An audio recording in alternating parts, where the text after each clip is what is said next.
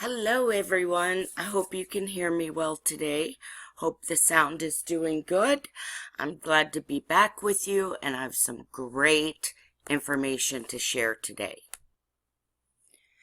Okay, so what we're going to talk about today is GDMF. GDMF is a term that I coined.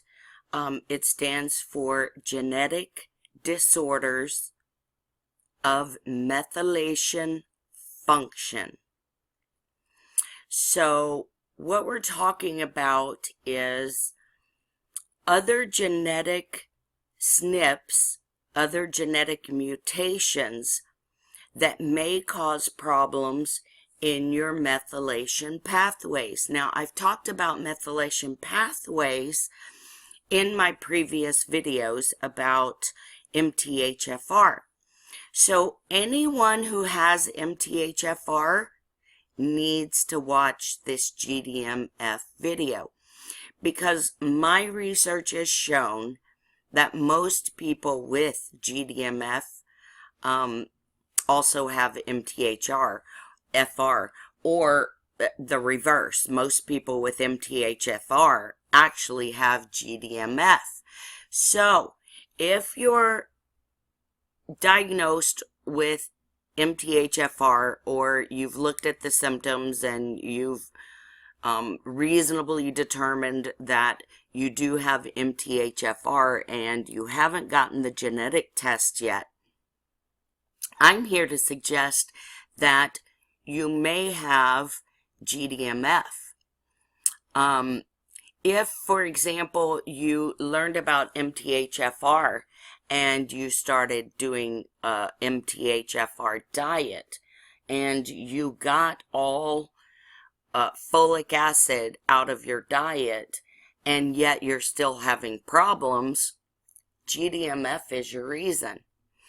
Now, what GDMF is like I said, other genetic SNPs that may cause you problems in your methylation pathways. Now, this can cause a lot of problems. This can cause a wide range of unexplained symptoms, which, is exactly what attracted you to MTHFR, because you were probably having strange, disconnected symptoms, or your doctor could not diagnose you.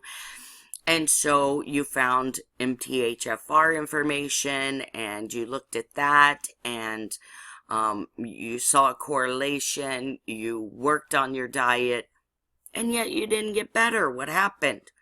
Well, what happened is you have other SNPs where you can't break down certain nutrients. So that's what we're going to talk about today.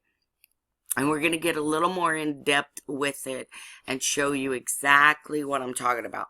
So the first thing I want to pull up and look at is, sorry, let me fix my screen if I can here. I'm still new to this, still not perfect at it. So let me see if I can adjust a little more.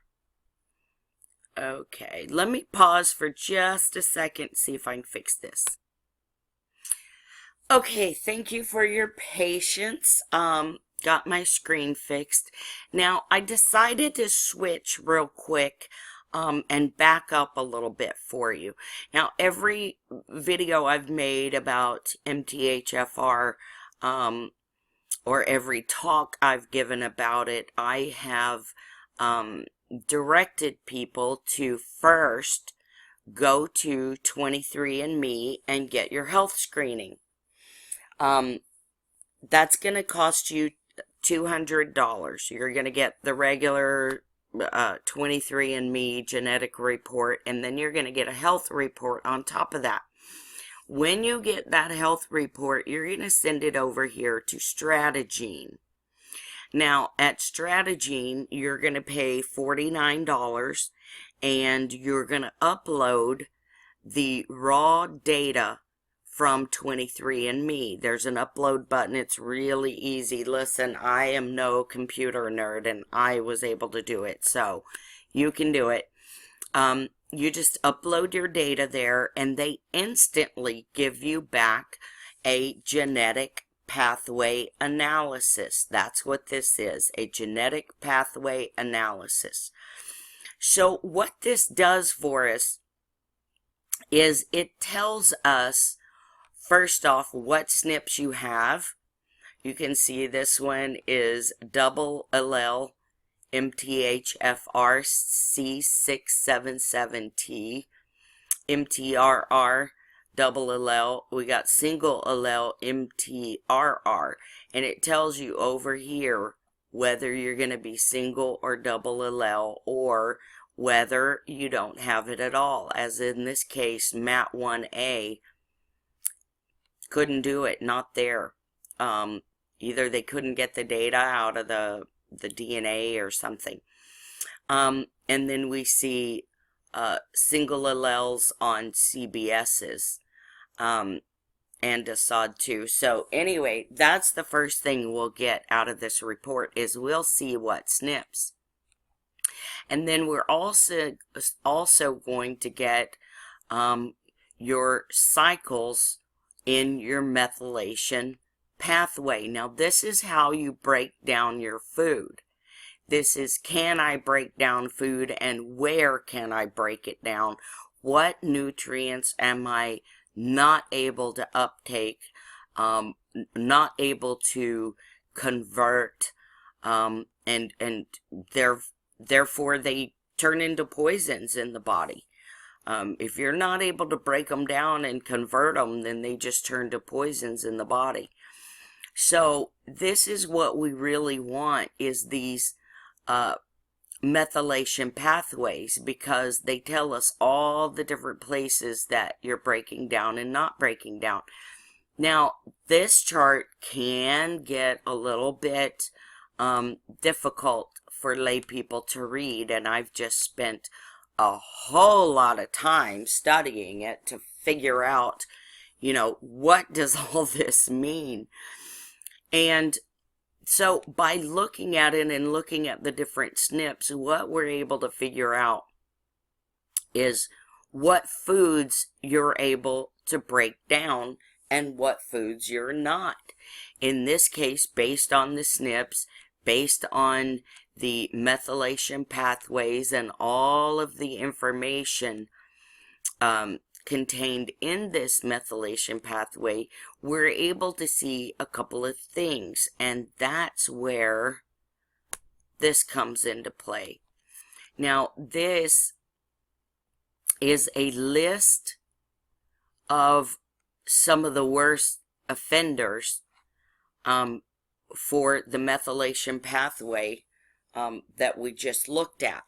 So if we take and we list out, you know, what genetic SNPs are there, what foods and nutrients are involved in those actions, then we're able to see much better how somebody can adjust their diet. Now, this is why I say nobody can tell you what is good for you until they have your methylation pathway. And I'll show you why right here. Look at all these healthy foods that I can't break down. I have COMT, I have PEMT, I have CBS, and I have MTHFR, and I have several other ones. Now, if you look at just these list of foods for COMT, PEMT, and CBS, then you can clearly see that's your COMTs is your catechol. Now look at all these healthy foods that actually turn to poisons in my body. Apples, bananas, potatoes, citrus varieties, peaches, apricots, plums, pears, grapes, and cherries, artichokes, onions, rhubarb, red radish, curly kale, leeks, cherry tomatoes, celery, and broccoli, buckwheat, rye, oats, barley, corn, wheat and rice, peas, parsley, cider, coffee, soy milk, regular milk, cocoa, red wine, black and green teas. So like your green tea and your EGCGs, that's catechol.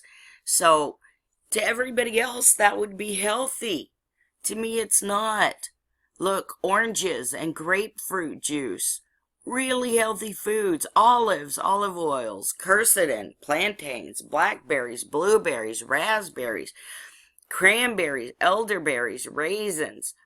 Okay, so if we go over this entire list here on this page, what we're going to see is that I cannot break down the nutrients in dairy, meats, most vegetables, most fruits, most berries, most nuts, beans, grains. What else is left to eat? I mean, if you take out your major food groups, you know, your meat, your dairy, your grains, your fruits and vegetables and nuts and beans and legumes, what else is left? It makes for a very difficult time in finding foods that I can eat. And one of the things I want to do in the future is I want to find a really, really good chef and give them a challenge to see if they can't come up with some diets for some of the people who have more of these SNPs that make them not able to break down these nutrients. Now, some points of hope. Let's talk about some points of hope. Now, probably by now, unless you've had your head under a rock or been really busy or, working, and those kinds of things, which can happen, you've probably heard of the medical medium Anthony Williams and the celery juice craze, as have I. And in doing my research, I went on and I looked at some videos of people who were having success with using the celery juice. And what struck me is that I saw there had to be people in these videos that had some of the same SNPs that I did. And if they had some of the same SNPs that I did, and yet they were getting better, then this celery juice, although it has components in it that we cannot break down, and although I'll tell you it was really rough for me in the beginning, I had to look at that and think, maybe there's something to this, and maybe this celery juice does something to the DNA to help repair it and make us more able to eat some of these other foods. I've been doing the celery for, over a year and a half now, at least. And, it's been a little bit touch and go with me. It's not something still to this day that I can do every single day. But it's building up. I can tolerate more and more and more. And the more that I take, the more my energy comes up, the better I feel. Of course, what little bit of hair I lost around my hairline in the front has all grown back, very thick and healthy, thicker and healthier than it's ever been actually in my entire life. I'm seeing fingernails grow that, I had a lot of trouble getting them to grow before. I'm getting more clarity of mind, although, I still have my points when, I get out of whack and I go down and sleep for days or weeks, or have trouble with a little bit of cognition, memory, things like that. But it's much, much less than it was a few years ago. And I know all of my other supplements and everything else I'm doing got me up to this point. The celery, putting that in my diet seems to help some. So for now, I'm not taking it out, even though, it can still be difficult to tolerate at times, and I have to be careful. Sometimes I take it at night instead of taking it in the morning, and that way, whatever symptoms I may experience from it, I experience at night. And I do that with a lot of things. Sometimes I do that with my glandulars, like, my thyroid or something like that. So sometimes if you're having trouble taking it during the day, especially if you have, a lot of liver issues, you might want to try taking some of these things at night, and it might help you a lot better. More great news is that now we're finding out about this, and we're finding out that, my new advice for the last couple years has been, nobody can tell you a diet for you unless they have your DNA and your methylation pathway planner. Because as you can see from my list, look, arugula, coconut milk, coconut juice, coconut oil, all your good vegetables and dried fruits, legumes and nuts and onions, and just all kinds of really healthy food. Glutathione, see, that was a big one for me. And when all the research was done on autism, and glutathione came out to be a real champion there, not only in autism, but in a lot of autoimmune type things or unexplained illness. Excuse me, sorry about that. 1 second. A lot of those mysterious illnesses and things, we're finding out that if we have the proper diet based on your particular genetics, based on your particular methylation pathway and what you can actually digest and what you can't, we're seeing people get much, much better. So now the new data is that it's not just MTHFR, it's GDMF, it's genetic disorders in your methylation function incomplete, because it's not only the MTHFR that can wreak havoc in your methylation, it is these other genetic SNPs that make a difference. And if you can't process the methyls in salads, for example, leafy greens, which me and my family, we have trouble with them. So if you have trouble with methyls, you're going to have trouble with all your B vitamins, glutathione, methionine, SAMe, all of that stuff. If you have problems breaking them down, then eating salads every day is not healthy for you. And I don't care what anybody says. It's going to depend on whether you can break them down or not. If you can't break them down and you're sitting there eating them every day, you're not doing yourself any favors. And that's why, I noticed in my late teens that, if I tried to eat healthy for a little while, after a minute, I just needed to switch and go eat something like... Honestly, I would go to a Greasy Spoon, like a dive restaurant that served down-home, greasy, nutrient-deficient food. And I would feel so much better after some kind of junk, like a fat, greasy burger. I would feel a lot better. Now, even though I still shouldn't have some of the things in that burger, it had a lot less nutrients than, say, an entire vegetable lunch. When I would try to eat a vegetable lunch too many days in a row, I would start getting really sick.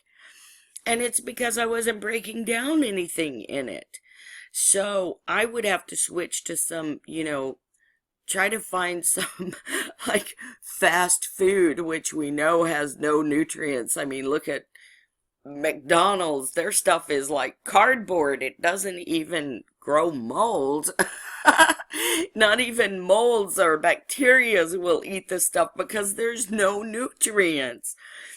Um, so I'm not suggesting to anyone to eat these really bad foods, but what I am saying is sometimes I need to get some carbs, I need some energy, but I have to be really careful about how I do it and not get too many of these nutrients that you see on this page.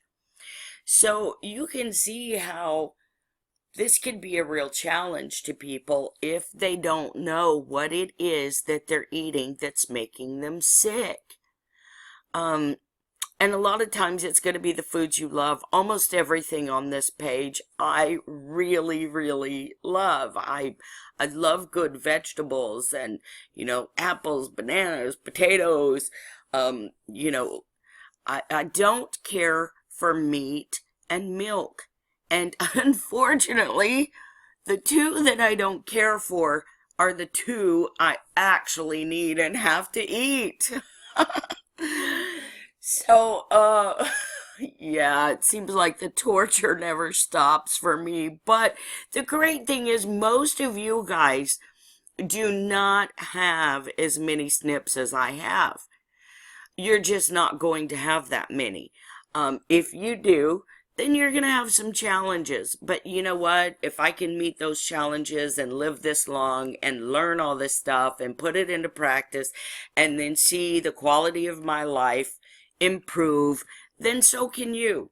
So no matter what, we're not out of hope. Hope is not lost, okay? We still have hope even if you have lots of SNPs.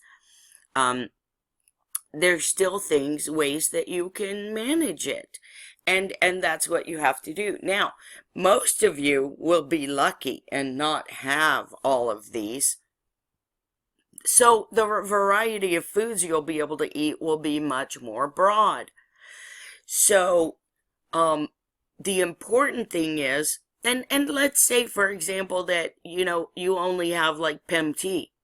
Okay, so yeah, there's some things you have to cut out there, but, that's not a real long list. You still have lots of great things that you can eat. And when you cut these foods out of your diet that you cannot break down, you're going to see your health get better.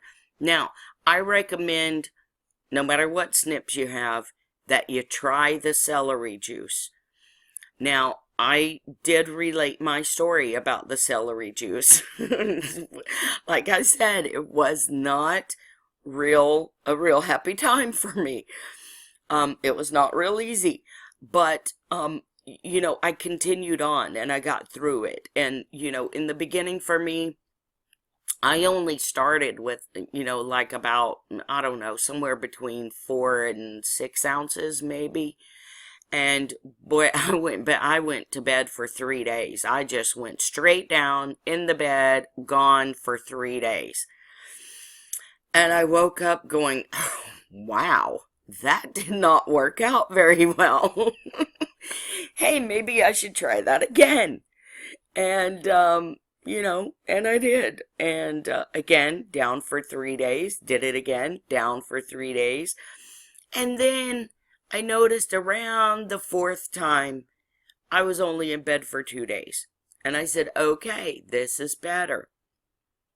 And so I just continued, I slack off a little bit every now and then when I get a little too high and it starts making me feel loopy.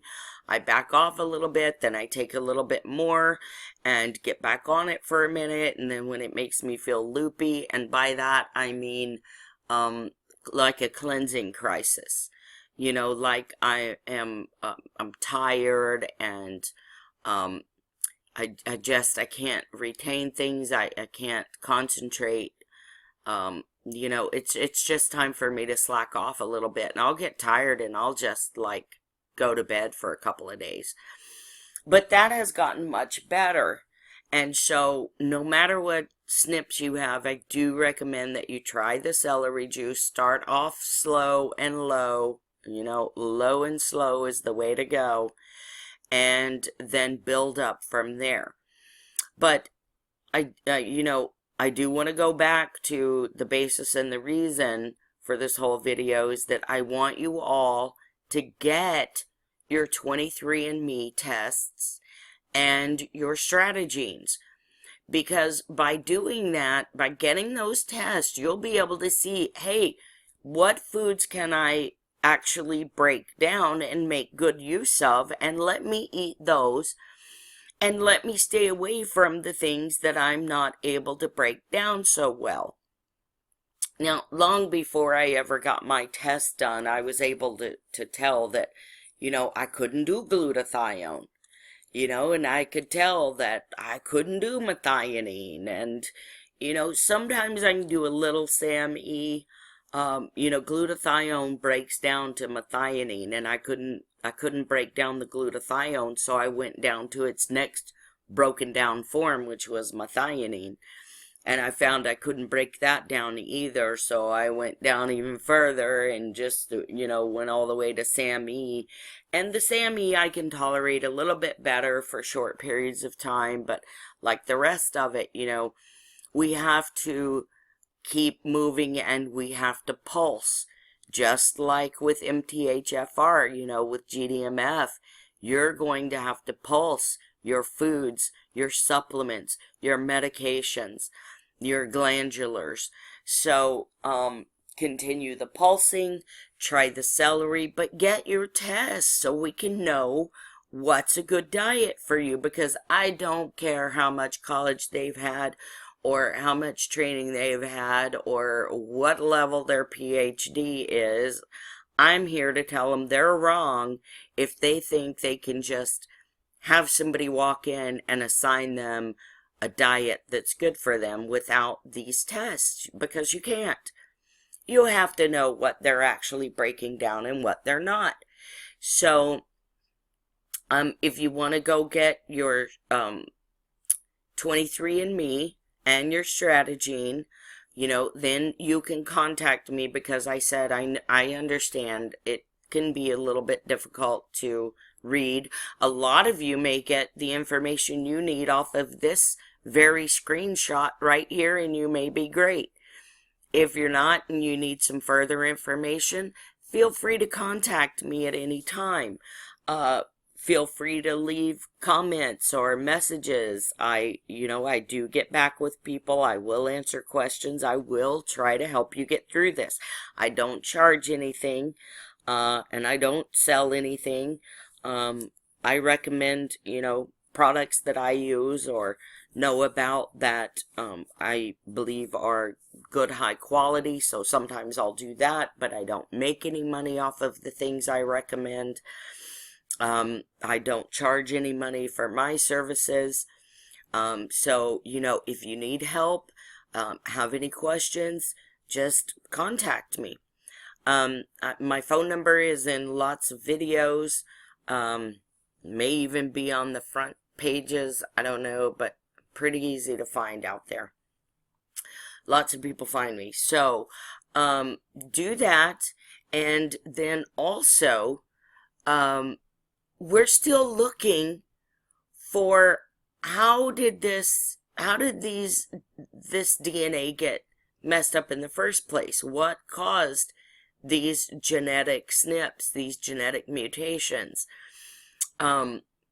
We need to find out how that happened and how we can repair it. Now, like I said, the celery may be part of the repair. I know that frequencies can make a difference. I use everything I can find and put my hands on. So I do use frequencies, I do use meditation, I use prayer and gratitude and sunshine and exercise when I can, and celery and my other supplements.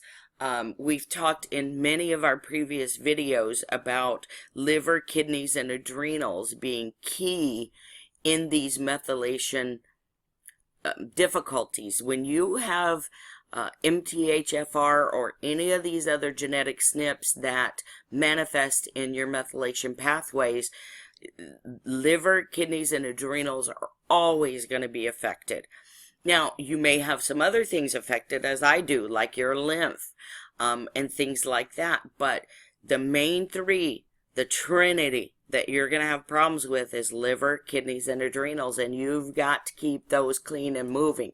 And understand and remember that when you flush your liver, or when you cleanse your liver, all of that stuff is going to drop right down into your kidneys. It's going to hit your blood. It's going to go through your lymph. It's going to go through your kidneys. And you're going to have some maybe symptoms of a kidney or bladder infection, which could be some low back pain, some burning upon urination, some urgency for urination, inability to completely empty the bladder, or maybe you feel like you need to go really bad and you go and you only urinate drips and drabs, little drops, and you can't fully empty that bladder. That's when you turn to your cranberry and your L-lysine, and those will quickly, I mean within, 15 minutes, pull you out of that. And so get on some water, some cranberry, some L-lysine. That'll help push it on out of the system the rest of the way.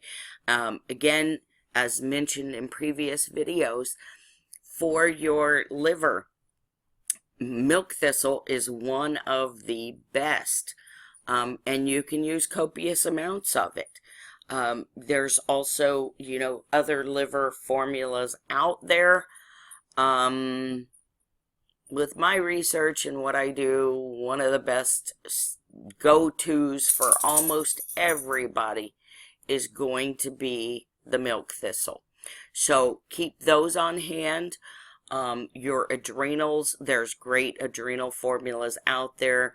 Of course, Shishandra and Ashwagandha feed your adrenals. There's a really good formula by Jarrow that's an adrenal optimizer. There's also raw glandulars. Now, raw glandulars, thyroid, adrenal, hypothalamus, any of those, I do not recommend for a long term. And I know doctors tell you you're going to need to take thyroid for the rest of your life. I'm not buying it. I don't believe it. I don't think so. I believe that they were meant to be used in a very short-term fashion. And so like everything else that I pulse, I also pulse my glandulars, and I've tried to get further and further away from them because you don't want them being a crutch. If you use them too much, what can happen is that, your glands, where they might have functioned before with some nutrition, some cleansing and some nutrition and some support, now they get lazy because they don't need to work. You've already got what you need. So you don't want to get into a situation like that. And my personal belief, based on research, and I'm going to show you some of that research later, which I think you'll find fascinating. But my research tends to show that, these things, these glandulars, are only supposed to be used on a temporary basis. So I try to stick to that. And then I try to just keep the body clean. If you do have lots of GDMF SNPs, then cleansing is going to be your biggest thing. Just keep cleansing, cleansing, cleansing, cleansing, cleansing. Because like I said, until I find a chef that knows, a lot of different foods and a lot more than I do, I have yet to find a diet that I can actually eat that doesn't have these things in it. I'm having a real difficult time with that. So any chefs that are listening to me today, I have a challenge for you. And, boy, if you can figure out a diet for me, then we can figure out a diet for just about anybody. And so anyway, feel free to jump in if you have any information on that or any ideas. you know, on menus or dishes or foods, just single foods, anything that may help because like I said, there are a few people out there who have this many SNPs and are having the same issue. But most people don't have this many. And all we have to do is identify your SNPs, weed out those foods that you can't eat, give you the things that are going to support your body in cleansing and support your trinity of the liver, kidneys, and adrenals, and then you can recover and be fine. And like I said, we're still looking for how do we repair this? How do we really fix it? Right now, we're in a cope situation. We're coping with it. We have to cope. But very soon, I think that we'll be in a situation where we're actually learning how to repair this situation or repair the DNA so that we can break down these foods. And like I said, celery may be a part of that. I think frequencies are a part of that. I think certain minerals are a part of that. There's some minerals that I'm studying right now, which I've been using for a little bit and seeing some really great success with. So I'm going to do another video about those in particular. And so we'll get to all of this stuff, but for today, I wanted to introduce you to GDMF, explain to you what it is, and that you know, we can't just concentrate on MTHFR because MTHFR may not be your big problem. Your big problem may be CBS or PEMT or COMT or one of these other SNPs. And the only way that you're going to know is to get the genetic testing done and the strategizing done. Again, I don't make money on either of those tests. I don't make money on anything that I'm doing here. But I've spent, you know, over 30 years researching health because I've been ill since birth. So, you know, it was pretty important for me to find out what was going on. And I have yet to find a doctor who knew, and I have yet to find anyone who has made this connection that I've made today for you. So, I think it's very important data that needs to be gotten out to the broad public. Everybody needs to know and understand this, that you can't just go pick up a diet off a shelf. You can't just ask your doctor or anyone else unless you have the tests. The tests tell you what you're breaking down and what you're not. So, if you're not breaking it down, let's just stay away from it because what you're not breaking down is going to turn into a poison in your body. And so we don't want that to happen. We want to eat foods that are going to nourish and support us and help us to cleanse and help us to generate the energy that we need and be able to have good cognitive function in that we can remember things and, you know, and we can just function in a much higher capacity. So that's why it's important to understand that MTHFR is not the be-all end-all. There's other genetic SNPs that we have to take in mind, and we have to do personalized diets for every single person. And I'm sorry for that. I mean, I'm not necessarily a fan of 23andMe, and I don't want to make them lots of money. I'm not necessarily a fan of any of the genetic testing companies, and, you know, didn't necessarily want to submit that sample myself. However, it's the only way we have right now to find out what is making you sick, because what's making you sick may not be the same thing that made your mom sick or your dad sick or is making your cousin sick or your sister or your brother. Okay? It's very individualized. My sister's genetic SNPs and her strategizing report looks very different from mine. You know, and so she's able to do other foods and not have the problems that I do. She was able to recover very, very quickly from being bedridden. Now she's up working at a very physically demanding job, and she loves it.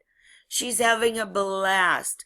She's getting to interact with public, and she's having fun, and she's loving it.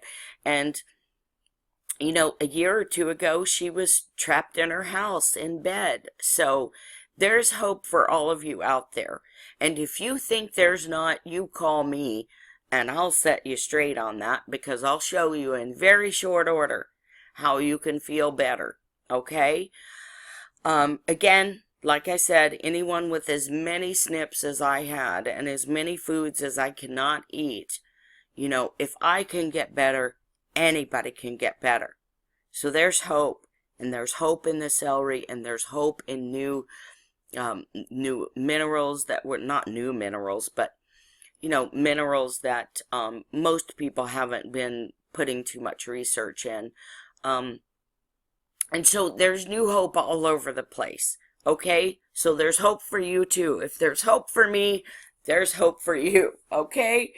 So I hope this information has helped you today. At least you've gotten introduced to the idea of GDMF. Now, the implications of GDMF and some of the other things that it causes are going to be shocking to some people. Absolutely shocking. And we're going to go into that in some of my next videos. In this one, I wanted to talk to you about what it is, you know, kind of a little bit about what it does and what we can do about it, which is, you know, get your genetic test, get your strategene, get in touch with me if you need to get your food list, and then, you know, let's see how you do. And also, if you need a recovery buddy, I've talked in other videos about how recovery buddies are very, very important. So if you need a recovery buddy and you don't have one, I'll be your recovery buddy. Call me. We'll keep in touch by phone, by email, text, whatever. I prefer phone. That way I can really get quick answers from you, and in, like, you know, 5 minutes, I can direct you to some supplements that'll help you no matter what your situation. And listen, no matter how long you've been doing this or how much you think you know about health, you need a recovery buddy. Like I said, I'm the one that figured this stuff out and even diagnosed myself before I got my genetic test. And still, I need a recovery buddy. So I teach people around me what questions to ask and what to do. And then when I go down and I can't remember what to do, even though I'm the one that figured it out, I can't remember what to do. I get the people that I have trained to remind me what I need to do, and then I take my stuff, and in very short order, I feel better again. So everybody needs a recovery buddy. I don't care who you are. And if you don't have one, I'll either find you one or I will be your recovery buddy. Okay? So those are the things we need to do. And like I said, in the next video, I'm going to go over with you some shocking things that this whole GDMF does to people's bodies, minds, and lives, and you're going to be blown away, and you're going to say, oh my goodness, I can't even believe it. Now I see it. Oh my goodness. Okay? So we need to get to that, because in that segment, we're going to do a lot of things to change a lot of dynamics in your life. So I hope that you tune in for that one. Hopefully, I'll be able to do it very soon. I don't know. I'm very busy right now, and I've had a lot of things going on. I'm very sorry for this video taking. I've only been meaning to make this video for over a year now, so shame on me. I'm so sorry it's taken so long to get it here, but here it is. Here's the first of the data. I hope I'll be making my second one very soon. But at least this gives you your starting points, and you can go ahead and contact me if you need to, and we can get you on the road to recovery. And then, like I said, tune in next time where we will go over the other implications of GDMF, which are so shocking and mind-blowing. You're just gonna go, wow, wow, wow. Like everybody else I tell is just blown away, and they go, now these crazy things that I thought didn't make sense, now they make perfect sense. So you'll get to see that in my upcoming video, and I hope you tune in for that. I hope this one helps you, and most of all, I hope you get your tests and that you do tons better, and that you let me know how that goes. We all are in this together, and we all need to work together and share our data in order to get really healthy and well. And we know we can do that, or we wouldn't be doing this, right? I'm not here wasting my time. Okay? I'm in it to win it. I'm going to find an answer.